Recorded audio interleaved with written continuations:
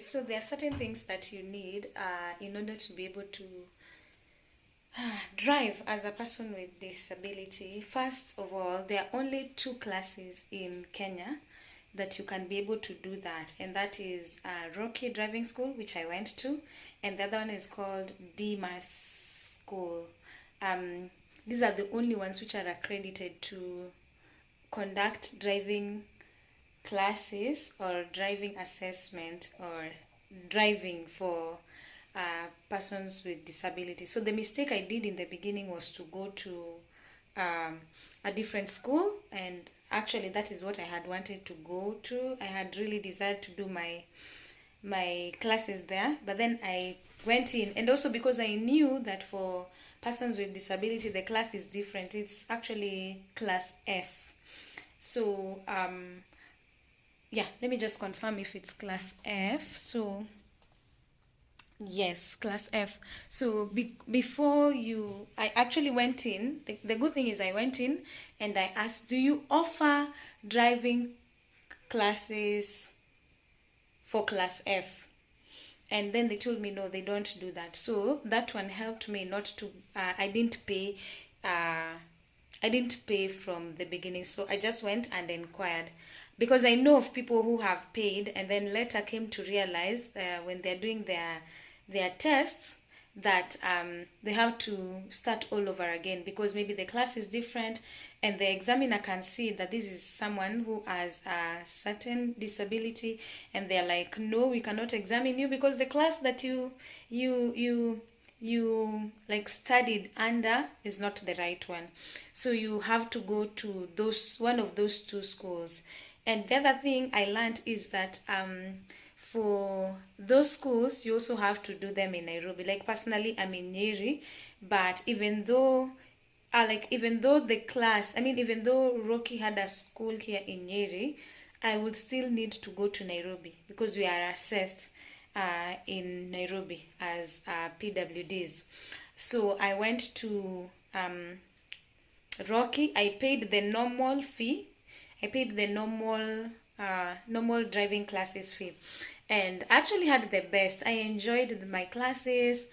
Of course, initially I don't think I had the best instructor, but then later on the instructor was changed and it was good. And it wasn't not really changed, but because I had delayed, I took a really long time to complete my driving classes. So that driver had changed and it actually worked for me. I enjoyed my last classes at Rocky. But Rocky was generally good, from the reception, from the inquiries to the classes. I had the best. And you actually do automatic vehicle, but also what I loved is that you learn all this because you're in a class where they are talking about clutch and all those things. So I got to learn about those gears and all, even though I was going to do purely automatic. So that's what I did. The car is fitted for PWDs, goes with what your ability is, and yeah, what you can handle. So I did enjoy. I completed the class, but then you cannot do an exam without one letter that is from an occupational therapist, and this occupational therapist is based in Kenyatta National Hospital. So guys, I told you I was learning everything on the go, because when Rocky asked me for a medical assessment, I remember I took the one that I had. Like, for a person with disability in Kenya, for you to be registered, you have to have a medical assessment report. That is the initial, that's where it starts, because a doctor has to say this is the type of disability that someone has. So I thought that was it, which I had taken like some years back. So they told me, no, you have to be assessed, and someone has to assess that you're able to drive. That is mainly the essence of this medical report, that you're able to drive. So I remember I went to, because there's a Kenyatta here in Nyeri, I went but then I was told no, it has to be in Nairobi. First, before I even went to Kenyatta, I had gone to Provincial General Hospital. They did an assessment for me, wrote a letter, but no. So when they said Kenyatta, that's when I went to now Nyeri, because we have a Kenyatta here. I went to Nyeri and they told me that no, they don't do it. And then now I had to go to Nairobi, and then that's where I was assessed. And I realized that the essence of this assessment is just to see whether you can drive, or whether you need, or if you would need any fittings in the car to make it easier for you to drive. Because there are people with different disabilities. Others probably don't have limbs, others maybe don't have legs, but then they still desire to drive. So what can happen to them? Others maybe have a condition that is on and off, like temporary disability, then they have to be assessed. Others maybe when they're driving, they have to have someone. So that doctor is the one who determines whether you'll be able to drive, and if you're able to drive, then what is needed for you to drive. Like if I just read the recommendation of my letter, I think he said, I recommend her to an automatic transmission vehicle, power steering, left lower limb foot for acceleration and braking pads, pedals, controls, while upper extremities for steering. Dashboard controls for the right lower limb was amputated below knee and cannot be engaged in driving skill. Guys, as you can, okay, my leg, the one that is has a prosthetic, is my right. So I use my left leg to drive. Okay, and the other, it says also vehicle can be modified to enhance hand controls. It is all safe for her. It is all safe to her and other road users.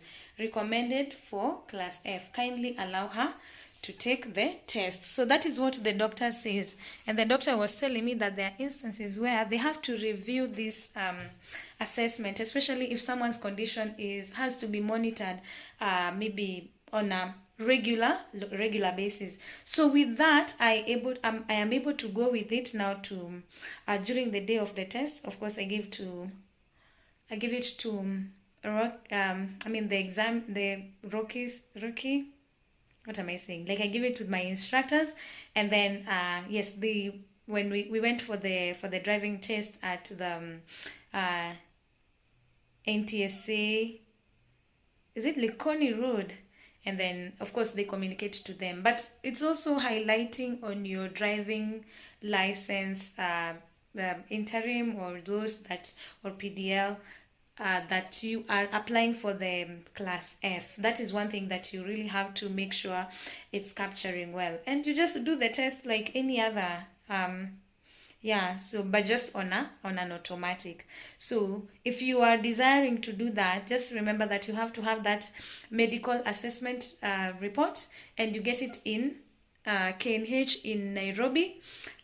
Of course you pay for it. Just go there and ask, and then you pay for it, and then what is the other thing? That's it. That's just it. And then you start your classes. Classes are just normal. You'll be examined normal. Just the difference is just that you're driving an automatic vehicle. Yes, so that's it. And remember the two schools, only Rocky and the other one is called Dimas. And with that, you are good to take your exams, and you're also good to start your driving journey as a person with disability. If you find this video helpful, please share it, especially with someone who may find it useful.